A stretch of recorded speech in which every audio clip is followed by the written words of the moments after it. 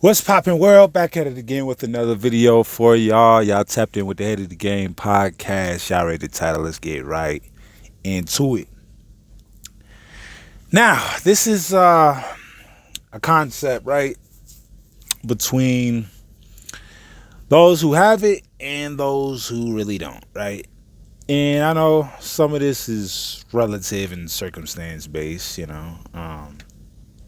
because not everybody's doing the same thing in the same way or having the same results, though they're doing the same thing. But let me get down to the point, right?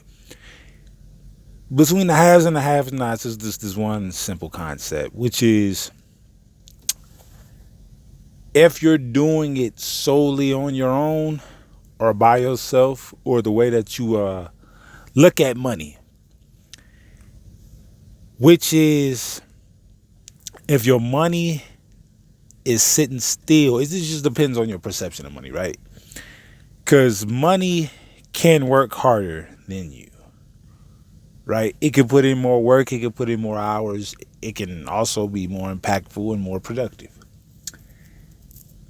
And it just depends on how you place the money, right? So there are these things which I call money vehicles, which would be considered investments, right? And the reason why I refer them to vehicles is that when the money is sitting still and it's just in a dollar bill and it's in a physical form, I can't lie, right? It's not going nowhere. It's stable. It's tangible. You can utilize it and use it at any time. That's the most safe version, right? But if you put it in a money vehicle, which would be considered an investment, the way that the money can drive and accumulate over time can work harder than your 70, your 80 hours a week, your hard drive, your ambition, your effort. Now, both of these concepts have to be in tandem, right? Because you can't just have a single dollar bill, throw it in an investment, sit on your ass and just be like, all right, well, I ain't got to do nothing else. In order for it to be a complete vehicle, you do need hard work. You do need discipline. You do need to be able to set aside a certain substantial amount in order for this amount of money to actually drive the speed limit, if you will, right? If this is the quote unquote vehicle that I'm talking about. So if you want to drive the speed limit and increase over time while driving in that speed limit, because it's going to snowball, and people, there's lots of different concepts, compounding interest and, things that is even hard to wrap your mind around, right? When it comes down to investing. Now, I get it. Most people aren't business savvy, don't have, really good financial, just like financially inclined, right?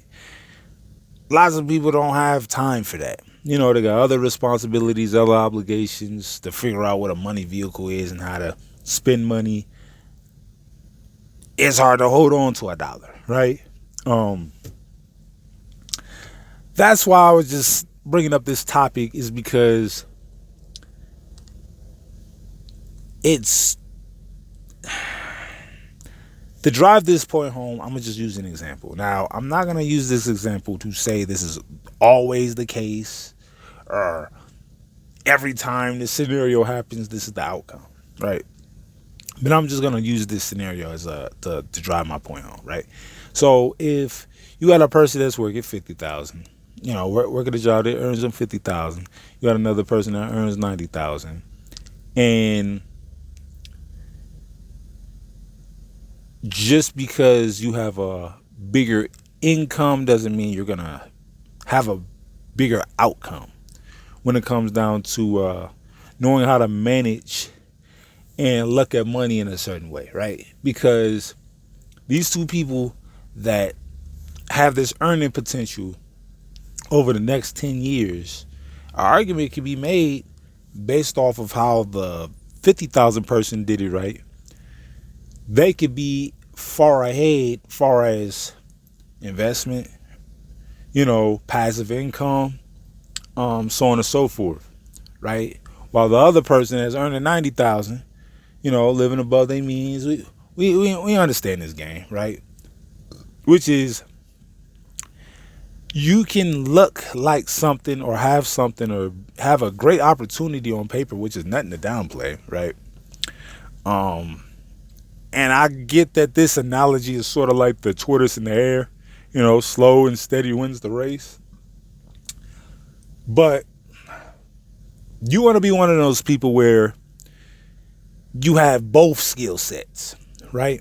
You can run as fast as the hare, but you got the insight and the IQ of the tortoise. That's how you're going to maximize your full potential.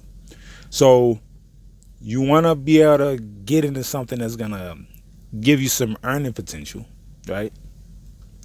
Also, as well, you want to have the IQ to where once you start earning that,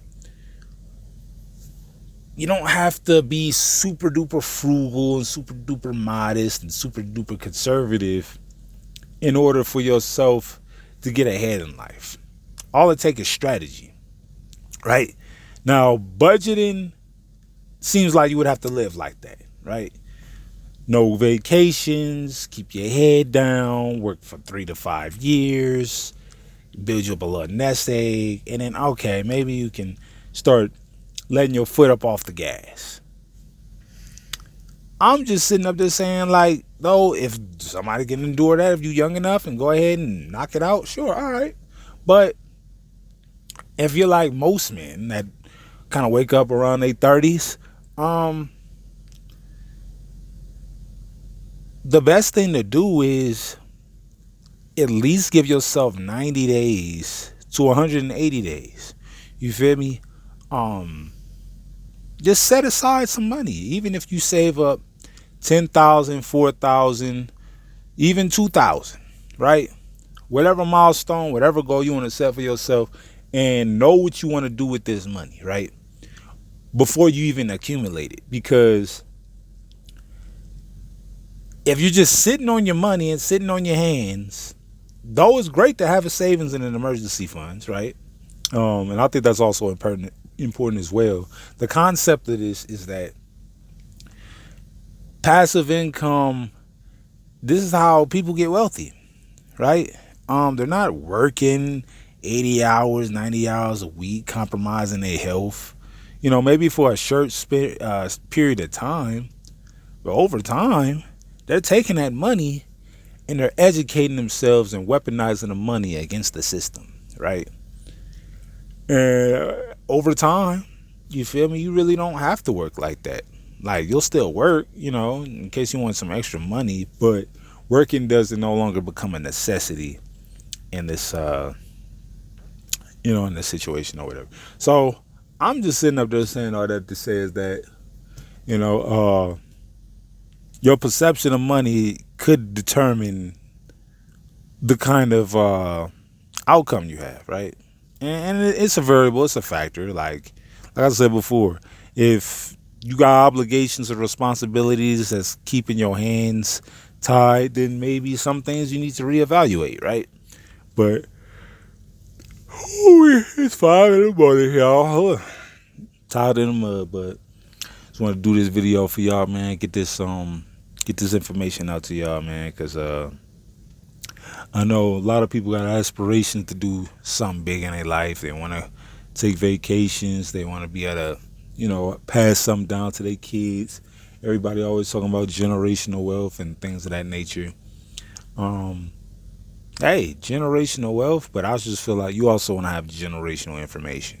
You feel me? I feel like that's more important than the wealth. You feel me? Generational information would be how to set your kids up. You feel me? And your kids' how to not only relay the information to them, but knowing how they're able to regurgitate and keep that that lesson going. That's I feel like that's impactful. That's big. Because you could be a person that earns 100 million, right? But if you don't have the wherewithal and the education to be able to be an educator, to educate the ones you want to sit up there and have as your beneficiaries, you feel me? I feel like it's gonna go in vain. You don't want to be one of them people that's uber duper wealthy. You pass down your wealth and then it just depletes just because you didn't sit up there and made your offsprings aware of that. So all this is about, just as the old concept says, working smarter, not harder. Not always feeling as though that you're trapped inside the rat race and that you can't put a little something on the side. And I don't understand why I gotta say this, but for sure, you feel me? I'm not a financial advisor, you feel me? And I'm not telling y'all to invest in anything specific. But if you look at just looking around, it's not even, the crazy thing is none of this stuff I'm saying is even hidden. It's in plain sight. You feel me? It's just you gotta take the two steps back, you feel me, press pause on life and really reflect on what you doing, where you coming from, where you at, and where you going, and how you gonna get there. That's pretty much the formula, or the equation that you need to zero in on, right, and refine that.